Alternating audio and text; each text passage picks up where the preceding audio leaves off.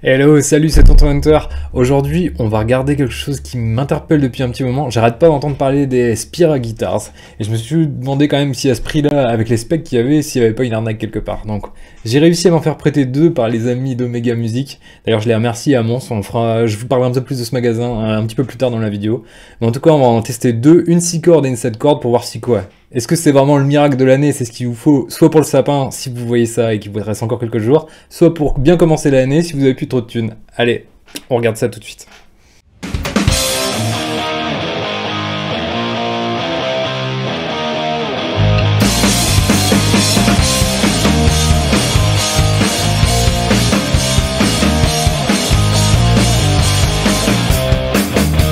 Et ouais. Donc j'ai réussi à avoir deux super grattes. Merci encore au Omega Music à Mons. Comme je l'ai dit, on en parlera un peu plus tard, mais franchement ils m'ont prêté deux super grattes. Donc j'ai la Spira à 450 TB. Donc là on est sur de la Telecaster à type rock high gain. Je suis assez surpris franchement des specs. C'est ouf, on est sur une guitare qui a 399 €. On a donc un chouette manche en érable canadien torréfié, un corps en peuplier torréfié aussi, avec une petite table rapportée, une table d'harmonie comme on dit, en érable flammé. Vraiment, niveau finition, je vous mettrai des petits plans et tout, franchement, c'est difficile de faire la fine bouche. Sur des guitares vachement plus chères, j'ai pas vu des finitions aussi cool. Comme je le dis dans la vidéo, sur les deux grattes, il y a peut-être juste le bridge qui est améliorable, mais c'est peut-être une piste d'upgrade pour la suite. Franchement, à 400 balles, vous risquez pas grand-chose. Le fretage est vraiment bien fait, bien régulier, il n'y a rien qui accroche, ça va nickel. Les râpes flammées, elles doivent pas être très épaisses, mais franchement ça fait le taf. Alors, encore une fois, hein, pour 400 balles, on peut pas non plus demander un truc de dingue. Et franchement, c'est même pas qu'une illusion. Il y a certaines guitares, surtout dans du bas de gamme, où quand tu te rapproches, tu vois que c'est genre limite imprimé. Là, franchement, c'est très joli, vraiment très joli. On a un arrière. Je vous mettrai aussi sur les plans, parce que là on le voit pas très bien, mais on a un arrière un peu bordeaux, lit de vin comme ça. Très classe aussi. Donc on est sur un manche vissé évidemment. On est sur des guitares qui sont carrément toutes typées rock et metal. Donc pour ça on a deux humbuckers céramiques. Donc là-dessus ça va clairement envoyer du bois, il n'y a pas de souci. Et on a des mécaniques à blocage, maison, ce qui est super rare quand même pour ce genre de gratte pas cher quoi. On va se faire un petit test parce que c'est ça qui nous intéresse. Est-ce que c'est des petites pépites ou est-ce que c'est de la daube? On va vite être fixé je pense.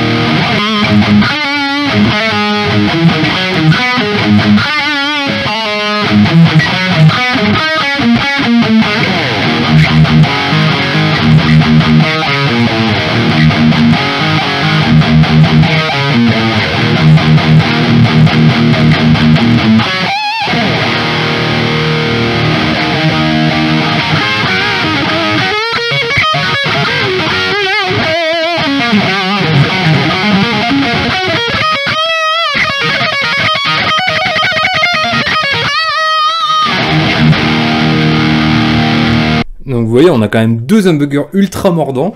Là, je crois qu'en sortie, on est sur du 12K, donc clairement, bon, c'est du céramique, ça balance à mort. J'aime bien, même dans le clean, on voit qu'il peut cruncher assez vite, mais bon, ça après, encore une fois, moi, là, je l'ai attaqué un peu sévère à l'attaque, et je suis sur un plugin Gojira.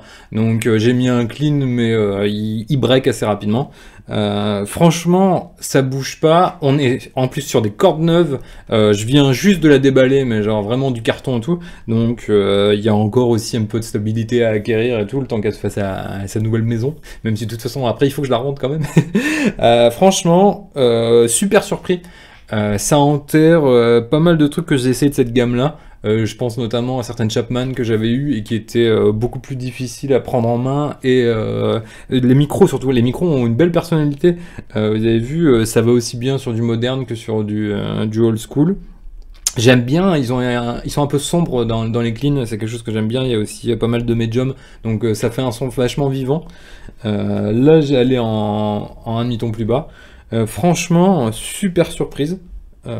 Ça pour 399 balles, si vous avez besoin d'un spare ou même juste d'une guitare que vous baladez et tout, que vous avez moins peur de foutre des nions.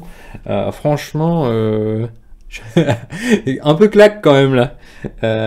Bah, non seulement ça vaut son prix, mais ouais, je pense que ça vaut dans la qualité-prix, le rapport et tout. Je pense qu'on est facilement sur le double. Et j'ai déjà vu des guitares au triple qui étaient à la traîne par rapport à ça, surtout niveau définition. Donc on va pas pouvoir avoir beaucoup mieux, je pense. On va essayer tout de suite la 7 cordes. Donc là, je récapitule pour celle-ci. On était sur un corps en peuplier avec la table d'harmonie rapportée en arabe flammé et le Canadian Roasted Maple en manche. Les deux doubles, franchement, ils font le café. Après, celui qui veut vraiment une Telecaster bien vénère, je pense que c'est quelque chose à vraiment envisager, quoi. Si vous aimez bien les trucs un peu Jim Root, etc., mais que vous aimez bien une définition un peu plus classique ou avec un peu plus de flammage, vraiment chouette. On passe tout de suite sur la 7 cordes. Bon, vous savez bien que c'est un peu moins ma cam, mais en plus on est sur un diapason de 26,5 et on est tous les deux sur des radius de 14, en fait, je sais pas si je l'avais dit. Là, je me mets tout de suite sur la 7 et vous allez voir. Alors, je l'ai essayé juste avant et elle envoie le pète. Hop. Du coup, là aussi, on est sur un Trans Red Black qui est vraiment très cool, bien flammé. Là, vous n'allez pas vraiment voir le flammage, mais je vais vous faire des inserts de toute façon, avec le dos aussi un peu rouge comme ça. Là, vraiment, belle tuerie aussi. On est sur 435 balles. Pour une 7 cordes, bah du coup en 26,5, c'est pareil, là ils ont pas beaucoup de concurrence, hein, quand vous regardez pour un prix pareil, ça va vraiment être très compliqué. Donc le corps aussi en poplar, donc on peut plier. On a aussi le Roasted Maple Neck, et aussi les mécaniques à blocage. Pour les 7 c'est quand même pas mal. Et toujours le bridge un peu simpliste. Encore une fois, il y a vraiment que ça que je trouve à dire. Et sinon, les deux humbuckers, donc 7 cordes, c'est les V-Lane. C'est la version 7 cordes des 6 qui est sur le Telecaster. Donc pareil, du céramique.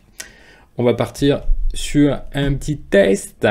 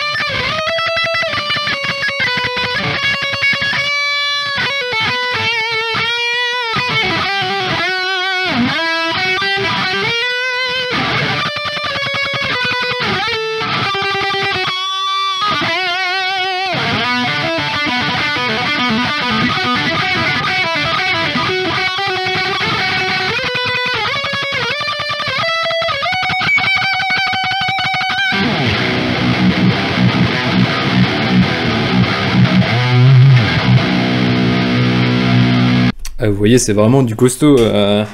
J'aime beaucoup le mordant qu'elle a aussi, tout en n'étant pas très sloppy. Pourtant, on est sur du 26,5. C'est pas une scale que j'ai vraiment l'habitude de pratiquer. Moi qui ai des petites mains, le manche est pile comme il faut. Il faudrait pas beaucoup plus gros. Là, c'est parfait. Il est pas trop plat non plus derrière. On est quand même sur du moderne D, à peu près, même pour les deux. On sent qu'on est quand même. De toute façon, c'est des grades qui ont été pensés vraiment modernes.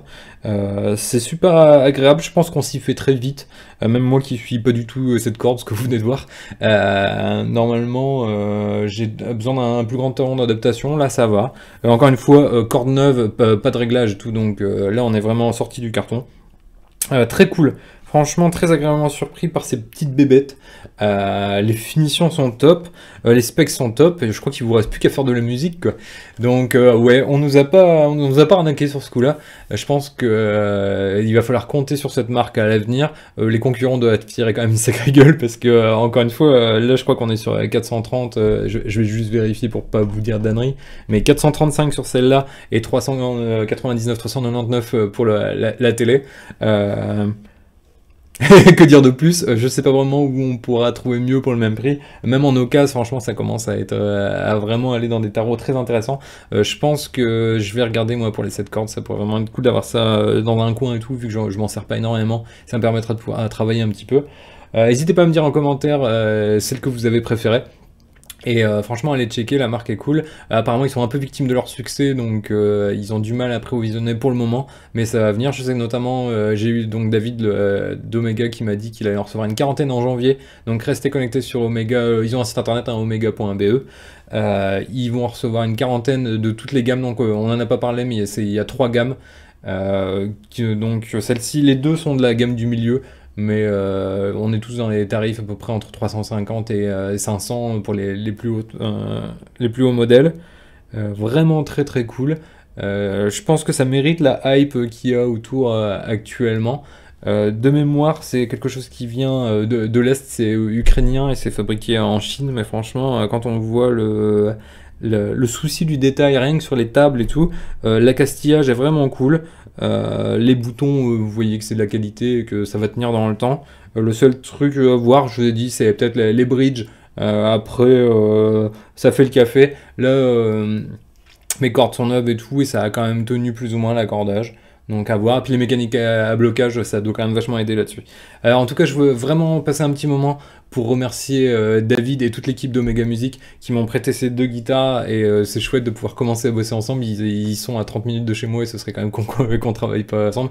C'est vraiment un magasin de dingue, c'est un peu le Disneyland pour les guitaristes. Si vous voulez vraiment vous faire plaisir et avoir de la qualité, des bons conseils et tout, c'est clairement là où il faut aller. C'est maintenant le plus gros dealer de Mayons d'Europe, et je pense même du monde, en tout cas dans le top 3 du monde, ça c'est sûr, et je pense même qu'ils sont soit premiers soit deuxième. Ils ont des trucs de ouf, ils ont de la Shure, ils ont de la Martin, en ampli, ils distribuent AMS, ils distribuent Bad Cat, Fortin, etc. Donc il y a vraiment du lourd. Ils ont aussi plein de grattes aussi pour le côté métalleux, donc tout ce qui est Hornsby, Strandberg, forcément Mayons ils ont aussi, ils distribuent aussi LTD, ESP, etc. Un peu de PRS, mais pas énormément, mais quand même. Ils ont toujours des modèles très cool. Et sinon, vous voyez avec eux, je suis sûr qu'ils arriveront à trouver votre bonheur. Voilà. En tout cas, merci de m'avoir suivi. Merci encore à Omega pour nous avoir prêté les grattes. Et puis dites-moi en commentaire si ça vous a convaincu, si ça vous a donné envie d'aller voir un peu plus près. Est-ce que cette petite marque Spira, donc Spira Guitars, nous donne. Allez, à ciao, à la prochaine, c'était Tonton Hunter.